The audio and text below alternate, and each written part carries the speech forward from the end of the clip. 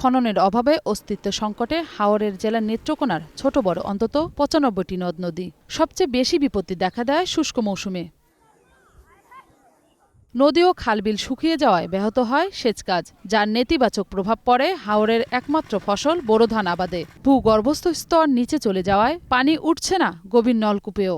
অনেকদিন আগে পানি দিয়েছিলাম, এখন পানি দিতে পারতেছি না। কলতে পানি দিতে আমাদের খরচ অনেক বেড়ে যায়। যদি পানি আমরা ঠিক মতো পাইতাম, আমরা সবকিছু খেতে দিয়ে খাদ্য আমরা পরিমাণ মতনই দিতে পারতাম। তো চৈত্র মাস আইতেছে, পানির আরো অভাব দেখা দিব। সরকারে যদি নতুন করে কালকরণ করে কালেতে পানি দিতে অনেক সুবিধা হইতো।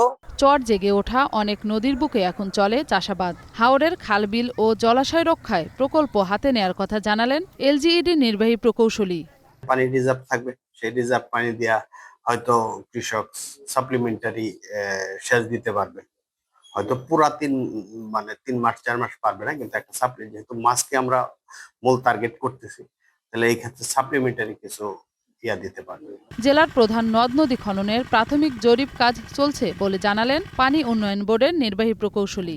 আমাদের যেগুলো সেচের পানি দরকার, যে জলাশয়গুলো, নদী বলি, খাল বলি বা বিলগুলি, এই সবগুলোই আমরা আইডেন্টিফাই করতেছি এবং স্টাডিতে যেগুলো সাজেশন আসবে আমরা সেই আলোকে আমরা এগুলো প্রকল্পগুলো পর্যায়ক্রমে গ্রহণ করব।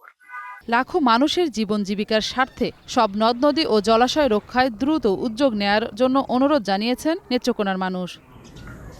মৌসুমী মৌ, গ্রিন নিউজ ডেস্ক।